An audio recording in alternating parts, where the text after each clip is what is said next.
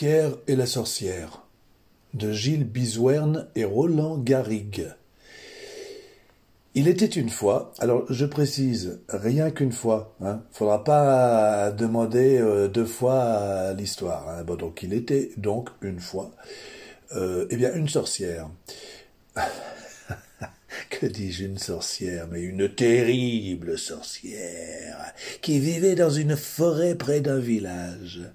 Et dans ce village, justement, les parents disaient à leurs enfants « Ne t'approche jamais de la forêt. Tu entends? Sinon la sorcière t'attrapera et te mangera. » Alors bien sûr, tout le monde avait peur de la sorcière. Tout le monde, sauf... sauf Pierre. Il faut dire que Pierre était un fieffé galopin qui n'avait peur de rien. Par exemple, à la rivière, il attrapait les grenouilles à la main. Si c'est pas un signe de fieffé galopin, ça, attraper des grenouilles à la main. Autre preuve de sa galopinerie. Dans les prés, il courait après les vaches. Il aimait aussi se bagarrer avec les copains. Il aimait aussi pédaler sur son vélo, sans les mains, je précise. Un vrai foufou, un vrai casse-cou, ce Pierre. Le village était planté au sommet d'une collinette. Mais très vite, les arbres aux alentours annonçait une forêt profonde. À l'orée de cette forêt profonde, donc, il y avait un magnifique pommier. Je plante le décor. Un matin, Pierre voit que les pommes sont toutes brillantes. Oh, signe qu'elles sont mûres à point. Il en a trop envie, c'est plus fort que lui. Le voilà déjà qui grimpe à l'arbre, s'assied sur une branche et... croque dans une des belles pommes. Mais au même instant, Pierre voit une vieille femme sortir de la forêt. Elle est toute voûtée, ses cheveux sont pleins de nœuds, elle a un nez allongé, une bouche tordue et des doigts griffus. Oh, Pierre la reconnaît aussitôt, c'est la sorcière. Tralalalalaire, la sorcière, j'ai pas peur de toi. Tralalalalaire, tu ne m'attraperas pas. Oh, pour attraper Pierre, la sorcière dit alors d'une voix toute douce, « Mais qu'est-ce que tu me chantes là, mon garçon? C'est méchant de dire ça. Moi qui ne suis qu'une pauvre vieille toute flétrie. Oh, mais que vois-je? Comme ces pommes ont l'air savoureuses. Dis donc, mon petit, tu veux bien m'en attraper une? » Alors Pierre lui lança une pomme. « Ah, misère de misère, dit la vieille femme, elle est tombée par terre. » Alors délicatement elle pose les mains sur son dos, va pour se pencher. « Oh là là, de là là, que j'ai mal, oh mon... Oh là, j'ai trop mal au dos pour me baisser. Sois gentil, mon mignon, peux-tu la ramasser pour moi ?» Alors Pierre descend de l'arbre. Il se penche alors pour ramasser la pomme, mais... la sorcière l'empoigne. Elle le jette sans ménagement dans son grand sac et elle ferme le sac avec une ficelle pour le poser sur son épaule. « T'as vu ça, gamin? Je t'ai bien eu !»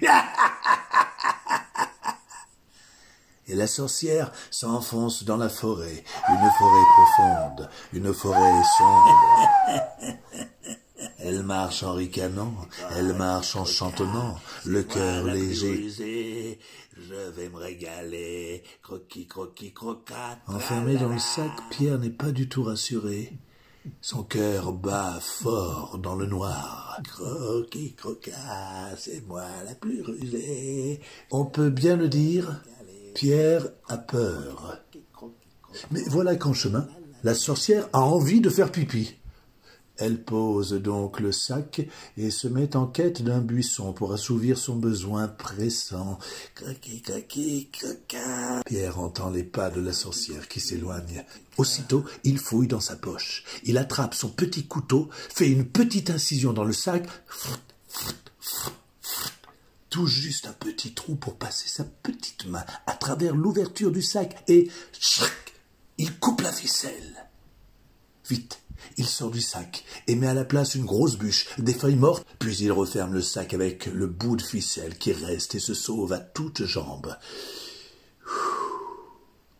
Une fois l'envie de pipi assouvie, la sorcière revient près du sac et poursuit son chemin. Arrivée chez elle, elle ouvre le sac. Oh oh, surprise! Elle découvre ce qu'il y a à l'intérieur. Rouge de colère, elle crache par terre, crie, le poing en l'air. « Je l'attraperai, ce maudit vaurien! Je l'attraperai, ce morpion, ce gredin, ce casse-bonbon !» Et elle se roule par terre. « J'aurai sa peau! Nom d'une plume de corbeau !» Et elle poursuit ses incantations. Elle hurle tellement d'insultes que la cabane tremble du sol au plafond. Quelques jours plus tard, un matin, Pierre croquait à nouveau dans une belle pomme, à califourchon sur une branche. Qui sort de la forêt? Je vous le donne en mille. La sorcière. Tralala, la sorcière, eh oh, j'ai pas peur de toi. Tralala, la sorcière, tu ne m'attraperas pas. La la, patête, papé. Alors la sorcière tombe à genoux, les mains sur le ventre. Voilà 3 jours que je n'ai rien mangé. J'ai trop faim. S'il te plaît, mon petit, descends de l'arbre et apporte-moi une pomme. Une petite pomme.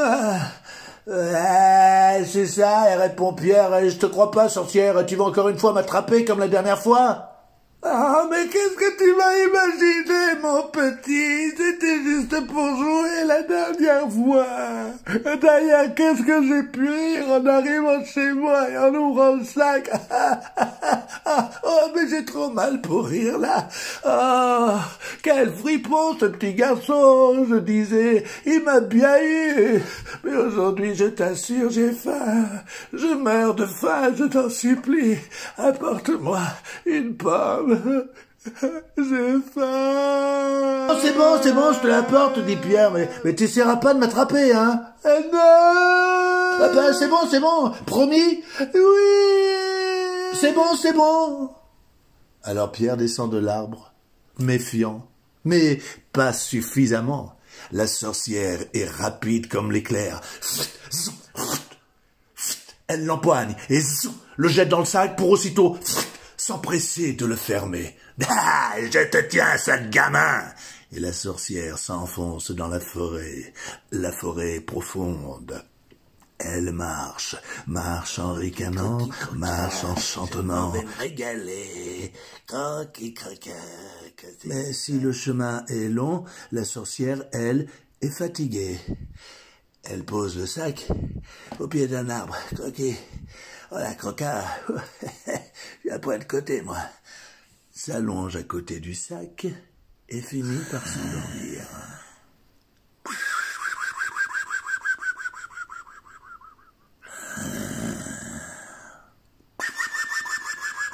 Pierre qui entend les ronflements,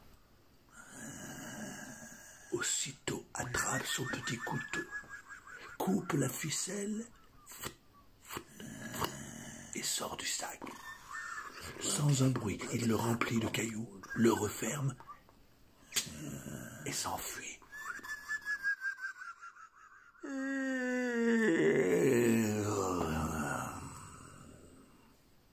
Au bout d'un moment, la sorcière se réveille et, sac sur le dos, elle poursuit son chemin. Croquis coca, mais bientôt le poids des cailloux l'épuise. Elle transpire de la tête aux pieds. Ah, maudit gamin! Ah, voilà! Et tu pèses aussi lourd qu'une boîte de foin, toi! Ouf! Mais j'y arriverai! Ouais! J'ai le dos en compote! Mais j'y arriverai! Aïe! Aïe! Aïe! Arrivée dans sa cabane, la sorcière ouvre le sac et découvre des cailloux. Eh oui, ça fait 2 fois à se demander si elle ne serait pas un petit peu bébête, cette sorcière. Folle de rage, elle s'arrache les cheveux. Encore raté, petit morveux, face de paix, sale gosse, nom d'une écaille de dragon, je sens que je vais péter un chaudron. Elle hurle de si grosses insultes que la cabane se fissure du sol au plafond.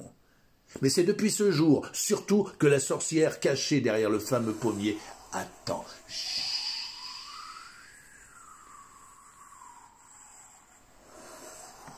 Elle attend Pierre. Elle n'est pas pressée, la sorcière.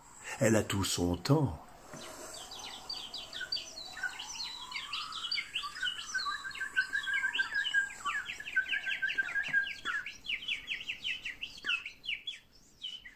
Un matin, enfin, elle le voit. Méfiant, Pierre regarde à gauche, regarde à droite, bref, regarde de tous côtés. Il s'approche tout doucement de l'arbre. Douce, mais brusquement, la sorcière bondit de sa cachette, l'attrape. Revoilà Pierre enfermé dans le sac. Eh oh, tu fais moins le malin maintenant, gamin. Cette fois-ci, je garde le sac sur mon dos. Tu ne m'échapperas pas. La sorcière s'enfonce alors dans la forêt profonde, et elle marche en ricanant, elle marche en chantant. Croque et croquat, je vais me régaler. Croque et croquat, c'est moi la plus rusée. Arrivée dans sa cabane, la sorcière ouvre le sac et découvre Pierre. Eh oui. Tout excitée, elle se frotte les mains. Ce midi, je vais te préparer bien rôti. Allez, joue, dans le four, il est bien chaud.